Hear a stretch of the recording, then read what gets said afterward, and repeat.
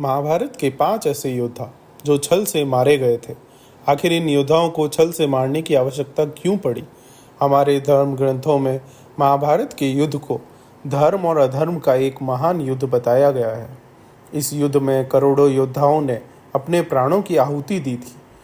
वहीं कुरुक्षेत्र में लड़े गए इस युद्ध की भयानकता का पता इस बात से चलता है कि महाभारत के कारण ही कुरुक्षेत्र की मिट्टी का रंग लाल हो गया था।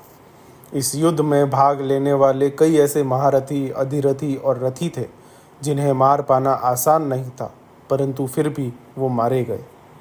तो चलिए जानते हैं आखिर कौन थे वो 5 योद्धा जिनको छल कपट से मारा गया।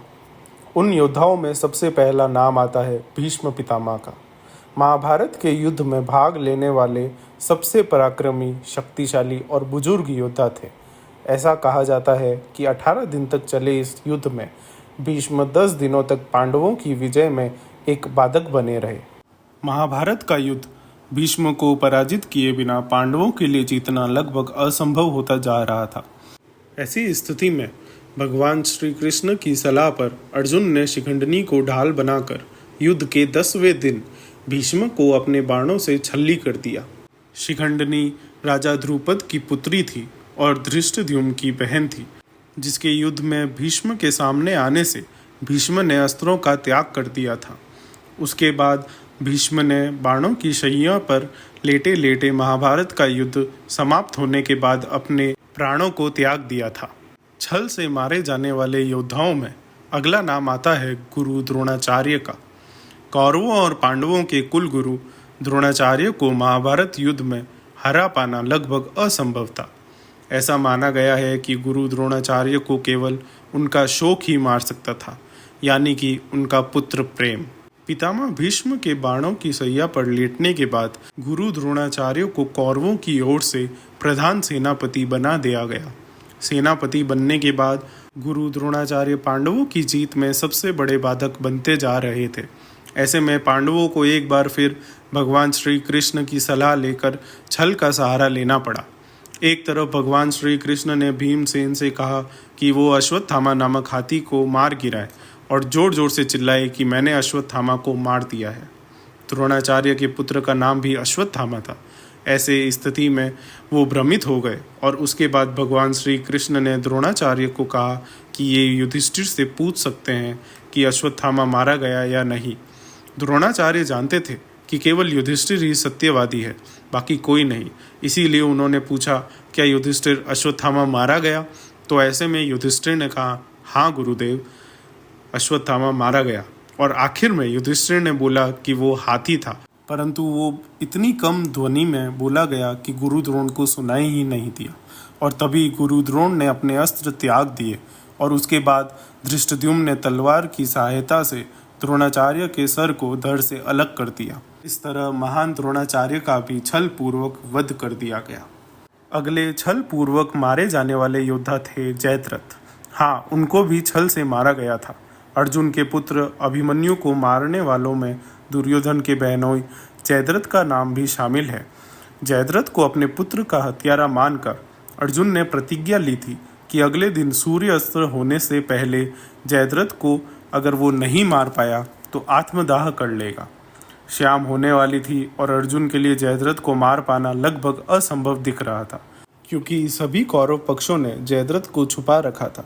ऐसे में भगवान श्री कृष्ण ने अपनी माया से सुदर्शन चक्र की सहायता लेकर सूर्य को ढक दिया, जिससे चारों ओर अंधकार छा गया। यह देखकर जयद्रथ समेत कौरवों ने समझा कि शाम हो गई है और खुशी के मारे जयद्रथ अर्जुन के सामने आ गए। उसके बाद भगवान श्री कृष्ण की माया से आसमान में फिर से सूर्य की किरण दिखने लगी और भगवान श्री कृष्ण का इशारा मिलते ही अर्जुन ने पशु पदार्थ अस्त्र से जयद्रथ का वध कर दिया। अगले योद्धा हैं अंगराज कर्ण, जिन्हें सूर्यपुत्र कर्ण और दानवीर कर्ण के नाम से भी जाना जाता है। कहते हैं अंगराज कर्ण का युद्ध में सीधी तौर पे परास्त करना अर्जुन के बस में नहीं था। ऐसे में जब युद्ध करते समय कर्ण के रथ का पहिया जमीन में धंस गया और कर्ण अपने रथ के पहिए को निकालने लगे, तभी भगवान श्री कृष्ण ने अर्जुन से कहा कि यही वो मौका है जब तुम अंगराज कर्ण का वध कर सकते हो। पहले तो अर्जुन ने मना किया, लेकिन भगवान श्री कृष्ण ने उन्हें गीता का सार याद दिलाया और कहा कि मुझे पता है कि कर्ण एक ऐसा योद्धा है जिसको केवल छल से ही मारा जा सकता है। ऐसे में मौका देखकर अर्जुन ने भगवान श्री कृष्ण की बात मानी और अंगराज कर्ण का वध कर दिया। कर्ण ने मरने से पहले भगवान श्री कृष्ण से कई सवाल जवाब किए थे। अगर आप जानना चाहते हैं कि वो सवाल जवाब क्या थे तो मैं उस वीडियो का लिंक डिस्क्रिप्शन में डाल दूंगा, आप लोग वहां से वो वीडियो देख सकते हैं। अगले और आखिरी योद्धा जो इस महाभारत के मुख्य पात्र थे वो थे दुर्योधन। महाभारत के युद्ध के अंतिम योद्धा दुर्योधन का वध भी पांडवों ने छल पूर्वक किया था। महाभारत युद्ध के अंतिम दिन भीम और दुर्योधन में गदा युद्ध हुआ। इस युद्ध में गदा का प्रहार कमर के ऊपर करने का नियम था, लेकिन भीम ने भगवान श्री कृष्ण के संकेत पर दुर्योधन के कमर के नीचे प्रहार करना शुरू कर दिया। दरअसल इसके पीछे भी भगवान श्री कृष्ण की ही नीति थी। दुर्योधन की माता गांधारी को यह वचन प्राप्त था कि वो अपनी तपस्या का इस्तेमाल किसी को वज्र का बनाने में कर सकती हैं। ऐसे में नेत्र पर पट्टी बांधने वाली गांधारी ने अपने आँखों की पट्टी खोलकर दुर्योधन के शरीर को वज्र का बनाना चाहा, लेकिन भगवान श्री कृष्ण ने दुर्योधन को शर्मिंदा किया था कि तुम नग्न अवस्था में अपनी माता के समीप कैसे जा सकते हो। यह बात दुर्योधन को तर्क संगत लगी, इसीलिए दुर्योधन ने केले के पत्ते को लपेट के माता के सामने गए। उस वजह से उनकी जांघ का हिस्सा और मुख्य अंग वज्र का नहीं हो पाया।